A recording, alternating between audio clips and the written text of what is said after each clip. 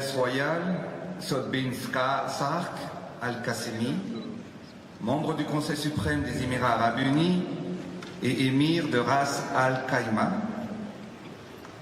Sheikh Ahmed bin Zayed Al Nahyan, directeur général de l'autorité d'investissement d'Abu Dhabi, Excellences, Mesdames et Messieurs les ministres, distinguée assistance, Monsieur le directeur général de la Fondation AIM, Mesdames et Messieurs, chers participants. C'est un immense plaisir d'être ici à Abu Dhabi pour cette 13e réunion annuelle de l'investissement. Madagascar est honoré de participer à cette rencontre et je tiens à adresser mes plus sincères remerciements à Son Altesse Mohamed bin Zayed Al Nahyan, président des Émirats arabes unis, pour son hospitalité et pour l'amitié sincère qu'il témoigne en nous accueillant en tant qu'invité d'honneur à la plus grande plateforme d'investissement au monde. J'adresse également à la famille royale, au nom du peuple malagasy et en mon nom personnel, toutes nos condoléances pour la perte d'un éminent membre de la famille. Mesdames et Messieurs, cette conférence AIM 2024 revêt une importance capitale dans un contexte où nous explorons les potentiels de développement économique mondial. Cette occasion nous permet de nouer des partenariats fructueux et exploiter de nouvelles opportunités. Car nous vivons dans un monde où chaque pays a son potentiel, que ce soit en termes de savoir-faire, de moyens ou de ressources. L'essor fulgurant de Dubaï et d'Abu Dhabi, deux villes qui ont captivé le monde de par leur transformation, est un exemple inspirant qui nous prouve que, avec la vision, la détermination et l'innovation, peuvent concrétiser notre vision en action. Comme disait tout à l'heure le Cheikh, qu'on peut réaliser notre rêve. Et Dubaï et Abu Dhabi l'a fait. De simples déserts ont été métamorphosés en deux centres économiques mondiaux prospères, attirant des talents et des investissements du monde entier. Ce succès illustre parfaitement l'importance de la persévérance.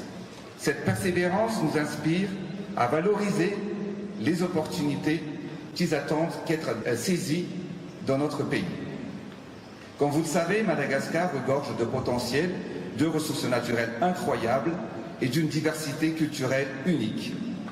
Pour atteindre notre émergence, nous sollicitons l'appui des partenaires potentiels et des pays amis pour accompagner le développement tant attendu par le peuple malagasy.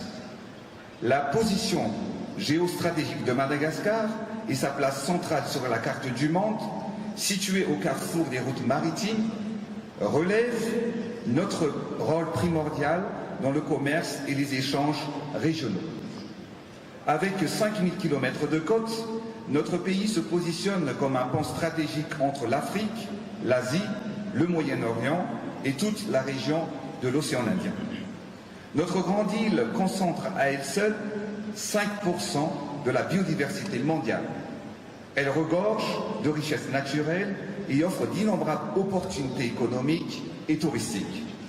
Le potentiel de développement de l'industrie touristique est encore vaste, en particulier dans le tourisme sportif, culturel, balnéaire et surtout l'observation de notre mégafaune comprennent les célèbres Big Four, la baleine à bosse, le requin baleine, la tortue de mer et les dauphins.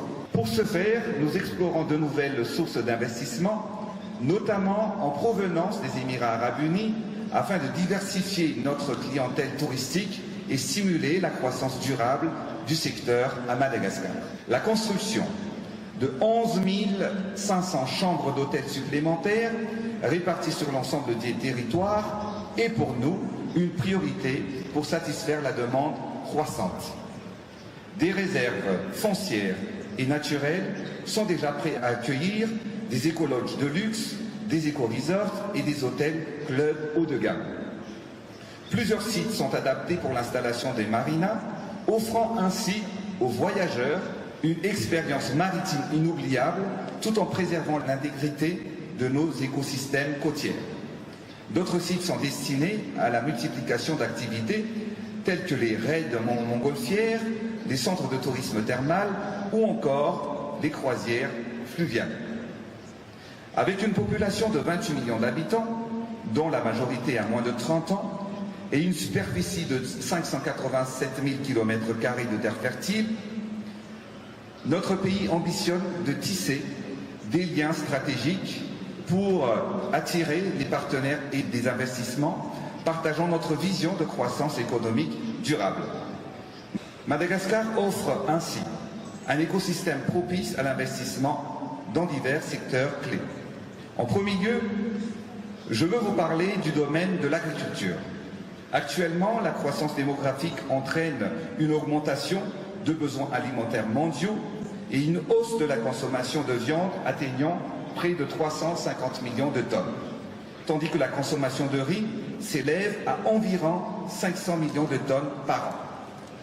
Face à la nécessité de nourrir une population mondiale toujours croissante et compte tenu de la raréfaction des terres cultivables, on estime qu'il faudrait plus de 800 millions d'hectares de surface agricole pour nourrir la population mondiale.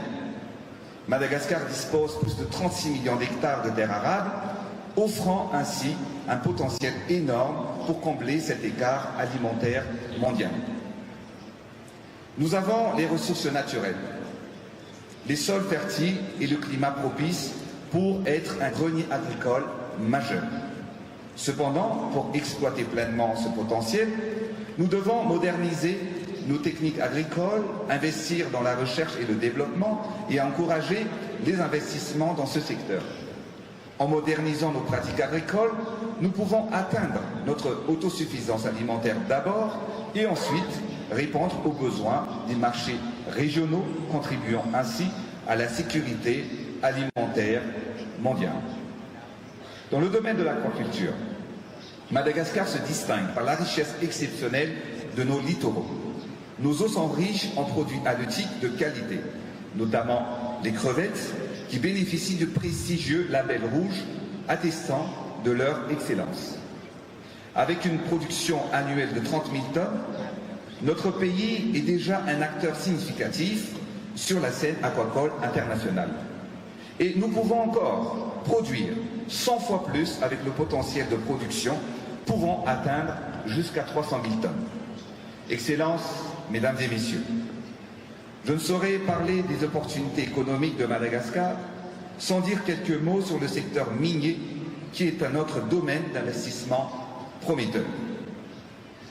Dans le contexte mondial actuel où l'extraction minière revêt une importance stratégique, en nourrissant les matières premières nécessaires, en fournissant les matières premières nécessaires à l'industrie, Madagascar est le troisième exportateur de nickel en Afrique, avec des réserves considérables de cobalt, de vanadium, de fer, d'or, de graphite et de pierres précieuses estimées à 300 millions de tonnes. Notre île se positionne comme un acteur majeur sur le marché mondial des minerais.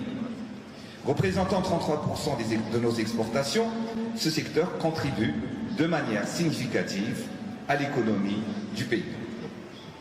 Afin de renforcer notre engagement en faveur d'un cadre réglementaire solide et encourageant des investissements responsables, nous avons adopté un nouveau code minier avec des mesures incitatives.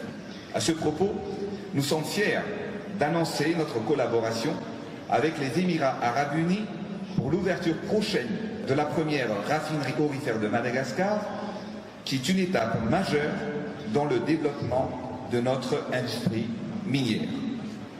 Concernant le secteur de l'énergie, un sujet qui me tient particulièrement à cœur, notre objectif est de doubler, voire tripler, notre capacité de production énergétique. La transition énergétique est axée sur les énergies renouvelables telles que le solaire, l'éolien et l'hydroélectrique. Actuellement, notre dépendance à l'énergie thermique représente un défi majeur, car 90% de notre production dépend essentiellement de cette ressource coûteuse. À titre d'exemple, pour une production de 600 MW à Madagascar, nous dépensons annuellement 250 millions de dollars en combustible, notamment en fioul et gasoil. Pourtant, ce montant aurait pu financer l'installation de 300 MW de parcs solaires chaque année. Pour accélérer la transition énergétique, nous avons lancé un vaste projet d'installation de parcs solaires dans 47 districts du pays sur les 120. En outre, Madagascar possède un potentiel hydroélectrique estimé à plus de 7800 MW, une source considérable que nous sommes déterminés à exploiter.